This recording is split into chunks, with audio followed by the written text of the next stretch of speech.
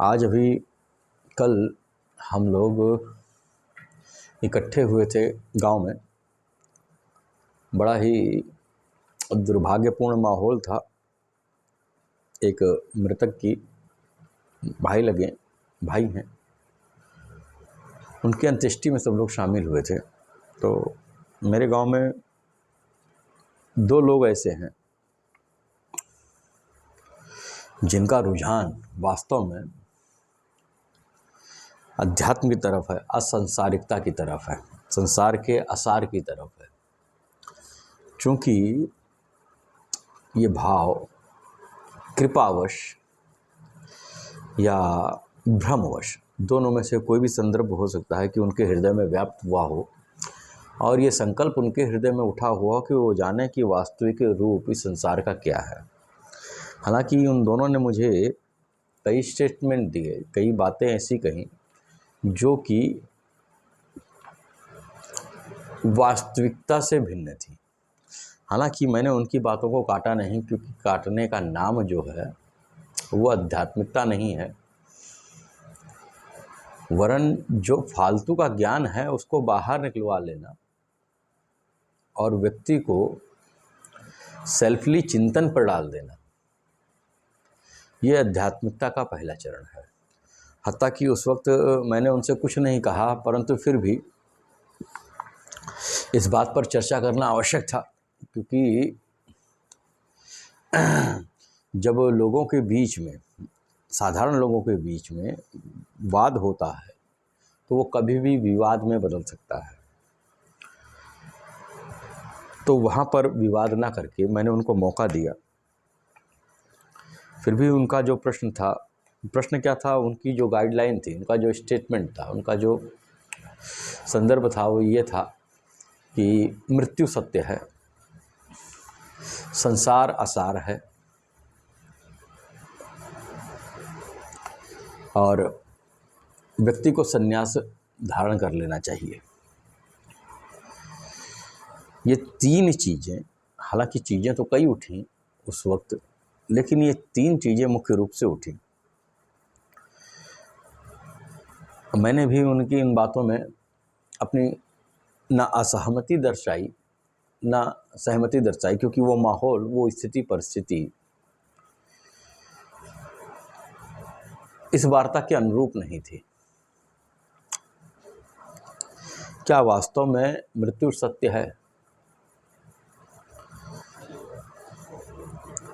यदि आप, कोई भी साधक या कोई भी व्यक्ति अभी तक वो आध्यात्मिकता में कुछ कदम ना चल चुका हो या कोई बोध उस पर ना उतरा हो या उसे किसी की कृपा ना मिली हो, ऐसे तीनों कंडीशन में वो एक ही चीज़ को समझेगा कि मृत्यु सत्य है। जबकि संसार की जो सबसे असत्य चीज़ है वो है मृत्यु। जीवन सत्य है, मृत्यु सत्य नहीं है। चूँकि आप इस जीवन के परे देखने में सक्षम नहीं हो, इस जीवन के परे कुछ चिंतन करने में सक्षम नहीं हो, अतः वो लास्ट स्टॉप जो है वो आपको एक कटु सत्य लगता है।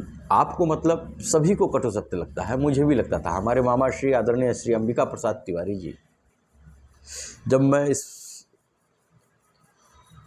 चंद साल से कहने का मतलब मैं करीब 10 साल का अंतर ये मान लेता हूँ, 10 साल, क्योंकि आपको पूरे हुए लगभग 4 साल हो रहे हैं और आध्यात्मिक व्यक्ति थे वो, मेरी प्रेरणा थे। अब बहुत सारी चीज़ें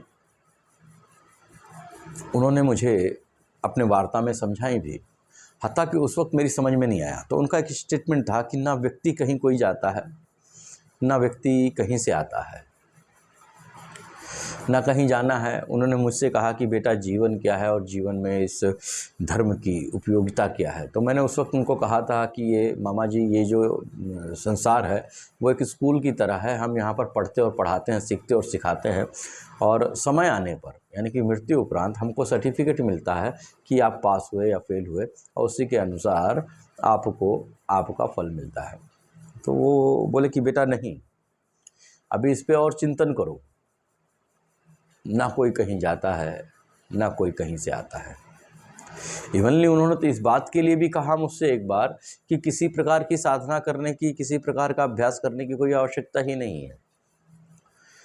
तो ये सारी बातें मेरी समझ में नहीं आई, चूँकि पूजनीय थे, बड़े थे, उनका अनुभव मुझसे ज़्यादा जीवन का रहा, आध्यात्मिकता का रहा, तो उनकी बातों को मैंने एज इट इज़ स्वीकार कर लिया, उस पर डिबेट नहीं किया। परंतु आज 10 साल पश्चात जब अपने गुरुजी की कृपा से मैं इस बोध को प्राप्त हुआ, तो ये चीज़ मुझे वास्तव में समझ में आती है कि इस संसार में असत्य कुछ भी नहीं है और सत्य भी कुछ भी नहीं है।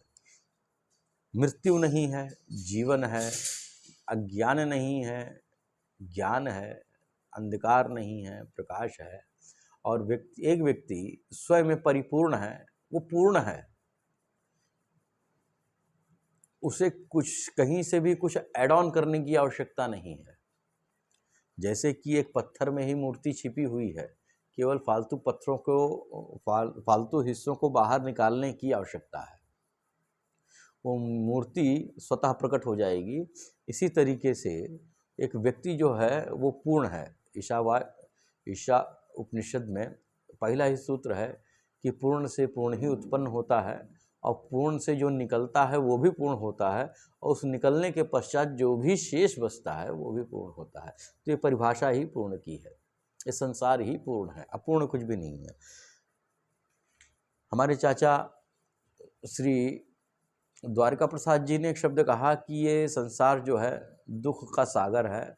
भैया मोहित मिश्रा जी ने भी ये कहा कि भैया ये संसार ही दुख का सागर है, क्योंकि परिस्थिति ही ऐसी थी कि हम किसी मृतक के अंत्येष्टि में मौजूद थे। मृत्यु की बात तो मैंने बता ही दी कि मृत्यु नाम की कोई चीज़ संसार में है नहीं। चूँकि हम उसके परे देख नहीं पाते, इसलिए हमारे लिए वो ही सत्य है। आप इसको ऐसा समझें, बहुत सारे लोग हो सकते हैं कि मेरी बात से सहमत ना हो, मुझे सहमत करने की भी कोई आवश्यकता नहीं, क्योंकि एक ज़माना ऐसा था कि जब मामा जी ने मेरे से ये बात की थी तो मैंने उनके बातों को अपने पास सहेज कर रख लिया था। वक्त के उपरांत ये चीज़ें स्वतः ही मेरे अंदर उतर गई कि मृत्यु नाम की कोई चीज़ नहीं है। तो आप भी इसको सहेज कर रखिए और अपने साधनात्मक क्षेत्र में चलते रहिए। वास्तव में एक दिन आप समझ जाएंगे कि मृत्यु नहीं है, सिर्फ और सिर्फ जीवन है, जीवन है और जीवन है। और रही बात यह संसार दुख का सागर है, नहीं, संसार तो आनंदमय है।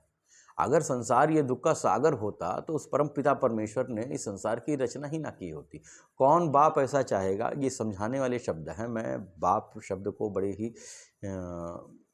टच में लीजिएगा कि मैं इसका एक उदाहरण दे रहा हूँ। कौन सा बाप ये चाहेगा, क्योंकि ईश्वर बाप नहीं है, वो पालक है। वो स्वतः से किसी को जन्मता नहीं है, वो जन्मता नहीं है, तो पालता है। वह स्वतः के साथ में ही स्वतः से ही खेल करता है। बहरहाल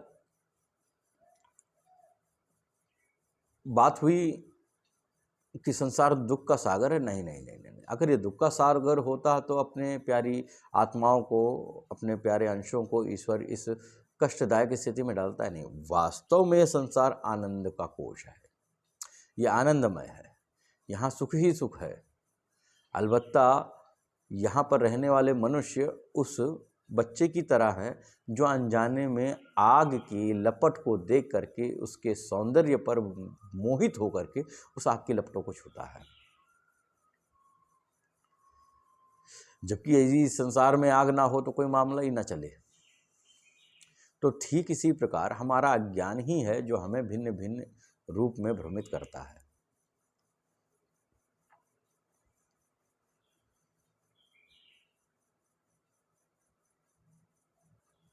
एक मनुष्य जीवन भर खुद को भोगता है और माध्यम संसार को बनाता है। आपने अगर छिन्नमस्तिका का विग्रह देखा होगा तो आपने देखा होगा कि माता जी स्वयं अपने गले को काट करके अपने गले से निकलने वाले रक्त की धार का 2 अपनी सेविकाओं को पान करा रही हैं और 1 धार का स्वतः पान कर रही हैं अपने कटे वाले सर में। तो एक सांसारिक मनुष्य का जीवन भी इसी तरीके से, वो अपने ही आप को भोगता है और संसार उसका माध्यम बनता है।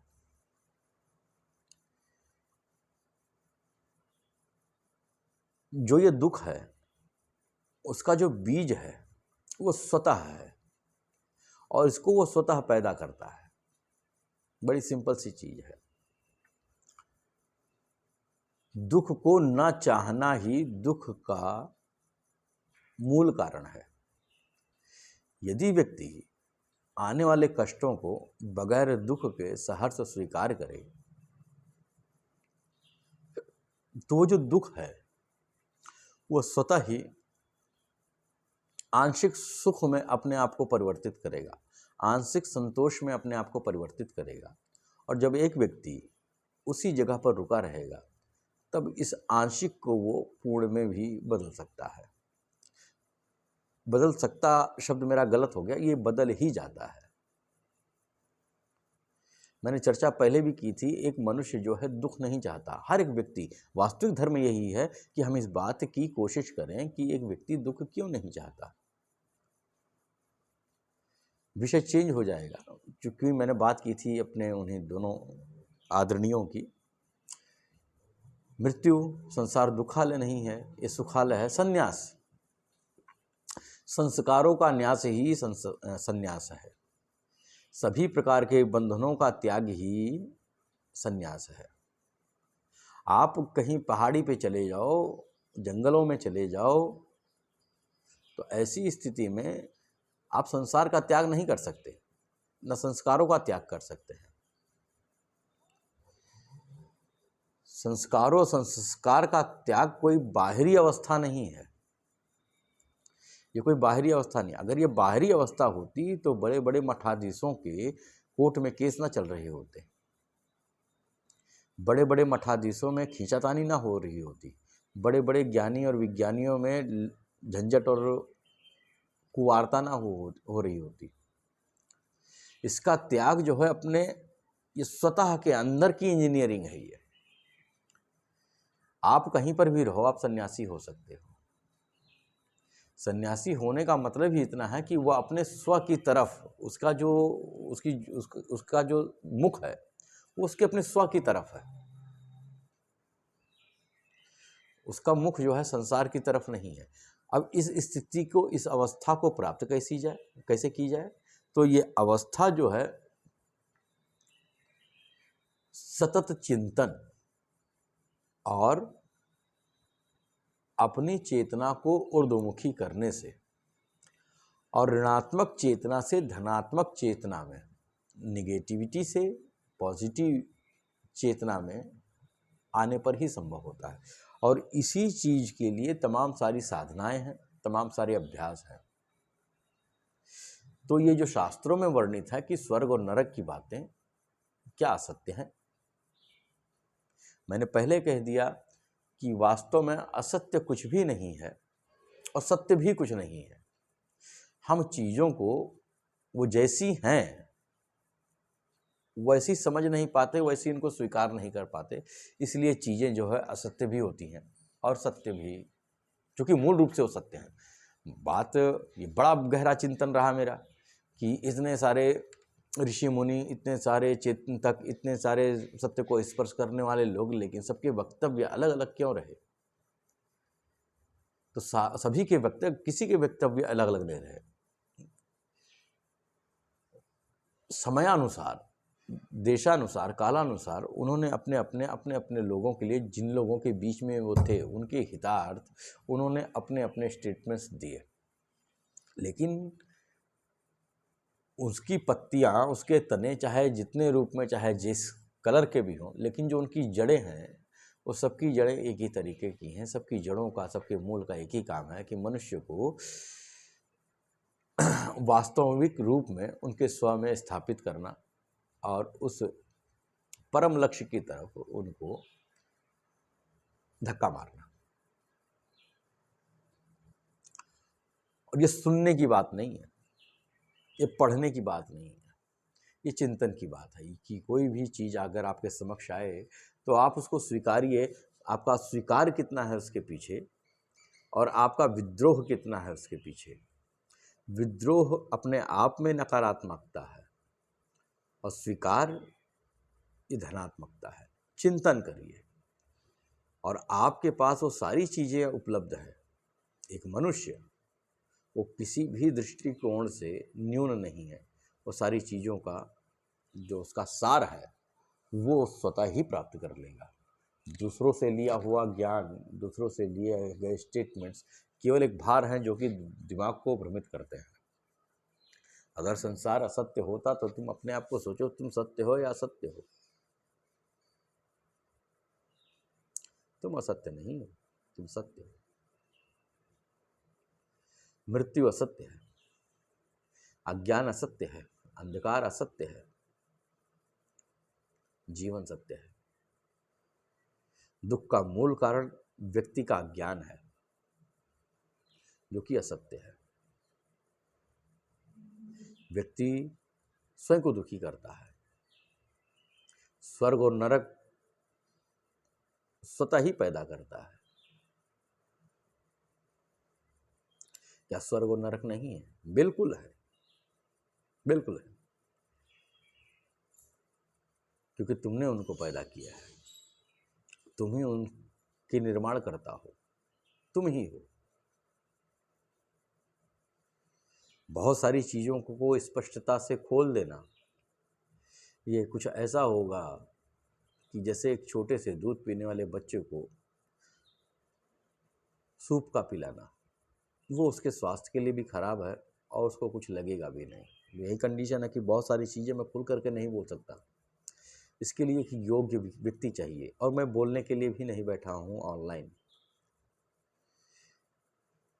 मैं केवल इतना कहूँगा कि अपने चेतना को, अपने स्व को ऊर्ध्वमुखी करो, इसको धनात्मकता की तरफ लेके जाओ। बगैर चेतना के ऊर्ध्वमुखी हुए आपके द्वारा किया गया बड़े से बड़ा धार्मिक अनुष्ठान, बड़े से बड़ा किया गया अनुष्ठान, बड़े से बड़ा किया गया धार्मिक कर्मकांड, ये सिर्फ और सिर्फ आपको ऋणात्मकता की तरफ ही लेके जाएगा। वो आपको कहीं नहीं पहुंचाएगा, क्योंकि उसके अंदर वो क्षमता ही नहीं है। स्वयं साक्षात नारायण आ जाए, यदि आपकी चेतना ऊर्ध्वमुखी नहीं है, यदि आपने अपनी इनर इंजीनियरिंग नहीं की है, तब आप कहीं नहीं जा रहे, किसी के बस में नहीं है। वास्तव में ये इंसान जो है बहुत ऊंची चीज़ है, बहुत ऊंची चीज़ है। मुझसे व्यक्तियों ने पूछा, हमारे एक परम, मेरे हृदय है, मैं ऐसा करूँ, मित्र तो कहना बड़ी छोटी बात हो जाएगी, मेरे हृदय जिसको मैं कह सकता हूँ, श्री देव कुमार दुबे जी, बड़ा ही भव्य व्यक्तित्व उनका। एक ईश्वरीय दंड से वो भी दो चार हुए। हमारी बहन यानी कि आपकी बेटी की मृत्यु हुई, और वो एक को स्टेटस में उनका माइंडसेट गया। उन्होंने कहा कि मृत्यु के उपरांत मेरी बिटिया गई कहाँ। फिर वही मामा जी का मेरे को वक्तव्य याद आया, ना कोई कहीं जाता है ना कोई कहीं आता है। ये हमारी अक्षमता है कि उस कंडीशन में हम उनको देख नहीं सकते। जीवन कभी खत्म नहीं होता, वो यहीं, जो भी है वो यहीं पर है, जो भी है वो यहीं पर है। जो यहाँ का अंधा वो सब जगह का अंधा, कहीं भी चले जाए, अगर यहाँ पर अंधा है तो हमेशा का अंधा होगा। तो ज़रूरत है कि आज जो हमें ये माहौल मिला है, ये जीवन मिला है, तो उसमें हम अपनी आँखों को खोलें। नहीं खुल व्यक्ति तो कम से कम उसका संकल्प तो लें, और उसके लिए और अच्छी बात होगी कि हम एक आध दो कदम उस तरफ चलें।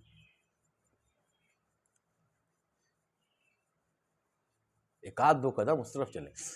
हमने विज्ञान में पढ़ा है कि एक विशेष फ्रीक्वेंसी की ध्वनियाँ ही हमारे कानों में आती हैं। जितने भी पढ़ने वाले बच्चे होंगे विज्ञान, वो समझ सकते होंगे इस चीज़ को। एक विशेष ही आयाम पर दिखने वाले दृश्य जो है, जिन पर प्रकाश पड़ करके परावर्तित होती है, वही हमारे आंखों को दृष्टिगोचर होता है। एक विशेष फ्रीक्वेंसी की ही ध्वनियाँ हमारी कान सुन पाती हैं, उसके इतर नहीं।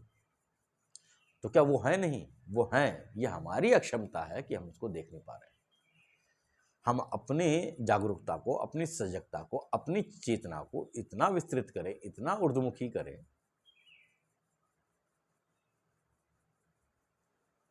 कि हम उनका अनुभव कर सकें। और वास्तव में अध्यात्म जो है वो आपकी चेतना पर डिपेंड करता है, आपके वेदों पर नहीं, आपके पुस्तकों पर नहीं, बाइबल पर नहीं। वो मार्गदर्शन है। कुरान शरीफ पर नहीं, वो मार्गदर्शन है। उसमें मौजूद हिदायतों को अपने अनुभव में लेके आना, उसमें मौजूद सुझावों को अपने जीवन में उतारना, और अपने जीवन में उतार करके उस प्रकाश को प्राप्त करना जिसकी मौजूदगी में हम इस संसार को, इस जीवन को देख सकें। और जब आपका अपना बोध होगा तो वही बात होती है, इसी को हम वेद कहते हैं, यही वेदांत है। जब आप जीवन को तत्व रूप में देखने लगते हो, इसके लिए किसी मंत्रों की आवश्यकता नहीं है, किसी भी प्रकार की किताब। भाई हजरत मोहम्मद सल्लल्लाहु अलैहि वसल्लम आपके जीवन में कौन सी किताब उतरी? हजरत गौतम बुद्ध महाराज आपके जीवन में, गुरु नानक जी महाराज, ज्ञानदेव जी महाराज, नामदेव जी महाराज, आपने किन किताबों का अध्ययन किया? आपने चिंतन किया, आपके दिमाग में एक विषय था, उस विषय पर आप रुके, खुद आपकी चेतना ऊर्ध्वगामी हुई, विस्तृत हुई, और चीज़ों का हल निकल के आया। साधारण चेतना से आत्मिक चेतना में, आत्मिक चेतना से ब्रह्मांडीय चेतना पर स्पर्श करके उन्होंने इस संसार का, इस जीवन का सार जान लिया। तो हमारे पास भी संभावनाएं पूरी हैं। हर एक जीवन में, मनुष्य जीवन की मैं बात कर रहा हूँ, हर एक जीवन में संभावना है, और पूर्ण संभावना है कि हम उस परम तत्व को जान सकें। तो मृत्यु से बड़ी झूठ नहीं है, मृत्यु नहीं है। ईश्वर अंश जीव अविनाशी, मृत्यु नहीं है। हमारी क्षमता कम है, हम उस चीज को नहीं समझ पा रहे। वास्तविकता में हम चिंतन करें। संन्यास का मतलब केवल इतना ही है कि हम अपने संस्कारों का, अपने संसार का न्यास कर दें और स्व में स्थित हो। यही स्वास्थ्य है। स्वस्थ जो अपने में स्थित है वही स्वस्थ है। जब हम देह की बात करते हैं, अपने कोशों की बात करते हैं, जो ऋषि मुनियों ने या फिर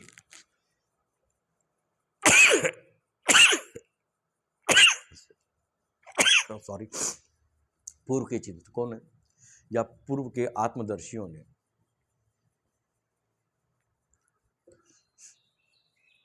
जिस बारे में बात की, तो उन्होंने, अब आप एक वजूद में 5 वजूद नहीं खोज सकते। ये उनके समझाने का तरीका था कि एक साधारण व्यक्ति इस चीज को बहुत अच्छी तरीके से समझ जाए। लोगों का झगड़ा है 5 तत्व को लेकर के, 5 तत्व है, 5 तत्व है, 5 तत्व है। मेरा झगड़ा नहीं है। झगड़ा क्या है? आप वेस्टर्न कल्चर में चले जाइए, वो 4 तत्व मानते हैं, 5 तत्व नहीं मानते। हम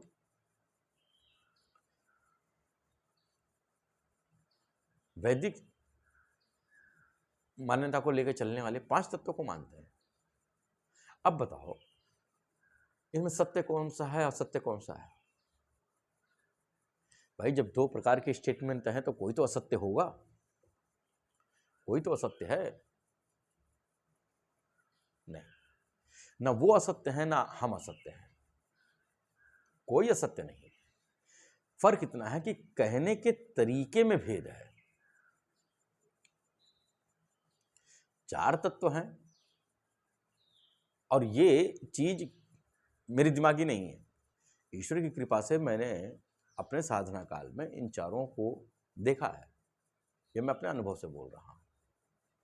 इस शब्द को बोलना का मतलब ये नहीं है कि देखो मैंने क्या अनुभव किया है, ना ना ना, इसका तात्पर्य नहीं है। ये कहने का मतलब केवल इतना है, मैं कहता आंखन की देखी, तू कहता कागज की लिखी, तेरा मेरा मनवा एक कैसे हुई। जो चीज मैंने अनुभव की वो आप भी करोगे। आप केवल किताबी भाषा पे रुके मत रहो, किसी भी स्टेटमेंट से विद्रोह ना करो, रुको, दोनों को स्वीकार करो, रुको, और उसको खुद ही आपस में टकराने दो, मंथन होने दो, चिंतन होने दो। 10 साल बाद मामा जी के स्टेटमेंट में बोधात्मक रूप में मेरे अंदर उतरे, 10 साल का समय लगा। तो इन चार तत्वों को मैंने देखा पांचवे के आधार पर खेलते हुए, और यही चीज वो वैष्णव वाले भी कहते हैं, तत्व चार है, एक आधार पे स्थित है। उन्होंने तत्व चार लिया, आधार को आधार माना, हमने पांचों को तत्व माना। तो ये कहने के तरीके में फर्क है, ये कहने का तरीका है कि व्यक्ति अपने लोगों को अपनी भाषा में अपने तरीके से समझाता है। परंतु आप तो समझदार हो, आपको साधनात्मक मार्ग पर चलना है, तो उसका मेहनत भी आप ही को करनी है। उलझाव में ना उलझिए, बस रुकिए, चिंतन करिए। फिर मैं आ जाता हूँ उसी बात पर। जब उन तत्वदर्शियों ने साधारण मनुष्यों को समझाने की बात की तो उन्होंने 5 शरीर गिनाए, स्थूल, सूक्ष्म, मनोमय, विज्ञानमय और आनंदमय। ये 5 कोश हमारे समक्ष आए। 2 कोश और हैं जो कि सूक्ष्म है, इसके अलावा एक कोश और है। ये होना कैसा चाहिए, ये जो बाह्य संसार जो है ये पहला कोश है, सबसे पहला कोश। दूसरा कोश स्थूल शरीर, क्योंकि ये पहले कोश के साथ में हमारा उतना संबंध नहीं है, हम इसी कोश को महत्वपूर्ण मान करके चलते हैं। तो बस वही है, हमने मान लिया है। जब आप इन चीजों के समझ में आओगे, इन चीजों के प्रकाश में आओगे, तो स्वयं ही ब्रह्मांडी चेतना के स्तर पर आपको ये पूरा ब्रह्मांड ही अपना, ये पूरा संसार ही अपना शरीर मालूम होगा। मालूम होना मतलब मैं अनुभव आने वाली बात की कर रहा हूं।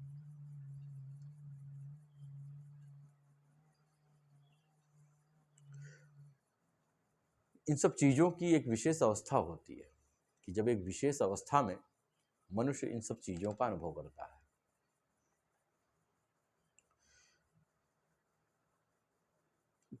फिर से हम उन्हीं 3 मूल प्रश्नों पे आते हैं जिनकी वजह से मैंने इस सेशन को चालू किया था। बर्दाश्त नहीं हो रहा था बोलने का, जरूरी था कि ये प्रश्न जब आज उन 2 लोगों के हैं तो और किसी की भी दिमाग में हो सकते हैं, मेरे अपने बच्चों के दिमाग में हो सकते हैं, तो उसका निराकरण ऑन द स्पॉट हो जाए, इसी वक्त हो जाए। और मैं वापस बोलता हूँ, इनको बोझा मान करके, मेरी इन बातों को बोझा मान करके अपने सर पर कतई न ला दिएगा। ये वो पत्थर है जिनको मैं ठहरे हुए पानी में मारता हूँ ताकि पानी में हलचल हो, वो खुद अपने ज्ञान को प्राप्त हो।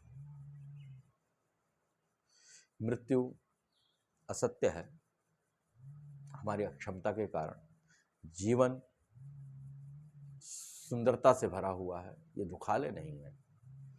हम स्वयं को भोगते हैं दुख के रूप में, ये हम हैं जो कि पवित्र जल को अपवित्र करते हैं। संन्यास हमारे अंदर से उत्पन्न होता है, वो बाहर से कहीं ग्रहण करने की आवश्यकता नहीं है।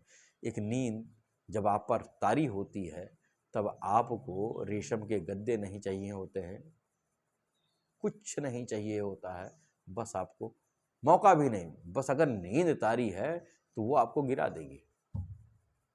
कहीं पर भी आपको सिचुएशन मिल गई, आप बैठ जाओगे, आप नींद हो आ जाए, नींद तारी रहे, नींद की खुमारी आप पर चढ़ी रहे, नींद हो, तो संन्यास जो है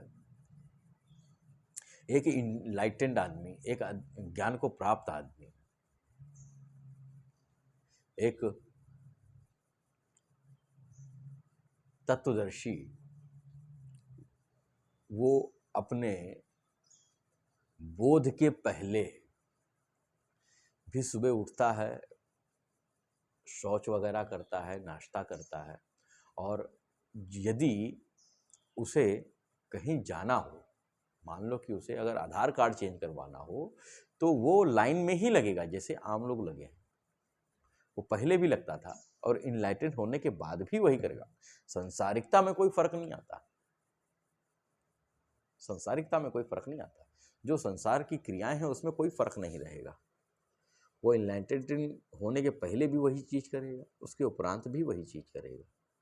फर्क इतना है, उसकी जो चेतना का स्तर है वो बृहद हो जाता है, वो अपने उच्चतम सीमा पर रहता है। इसको सूफी कहता है कि एक मोमिन अल्लाह के नूर से देखता है। ये सूफी का स्टेटमेंट है, एक मोमिन अल्लाह के नूर से देखता है।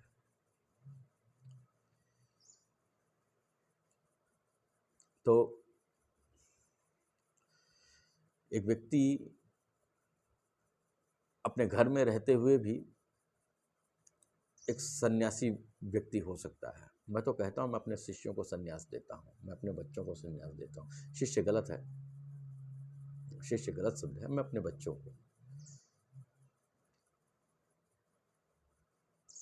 क्योंकि मेरे पास शिष्य नहीं है, मेरे पास बच्चे हैं, मैं गुरु नहीं हूँ।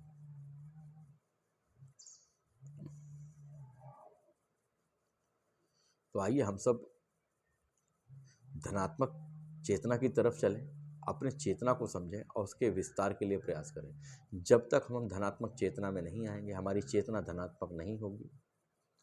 हम इसको और क्लियर कर दूंगा, एक्चुअली मैं कहना क्या चाह रहा हूँ, जब तक हम रज और तम के खेल से बाहर नहीं निकलेंगे, अपने सत्य को मजबूत नहीं करेंगे, तब तक हम धनात्मक चेतना में नहीं आएंगे। तब तक हम धनात्मक चेतना में नहीं आएंगे। चेतना हमारी ऋणात्मक ही रहेगी। उसी स्टेज पर आने के बाद, उसी सतगुण वाली अवस्था में आने के बाद ही हमारी चेतना जो है ऊर्ध्वगामी हो सकती है और धनात्मकता की तरफ चल सकती है। तो हम इस पर चिंतन करें और अपने जीवन को आनंदमय करें और सदैव के रहने वाले जीवन को प्राप्त करें। यही मेरी कामना और अपने बच्चों को शुभाशीष कि हम इस मार्ग पर चलते रहें और पूर्णता को प्राप्त करें।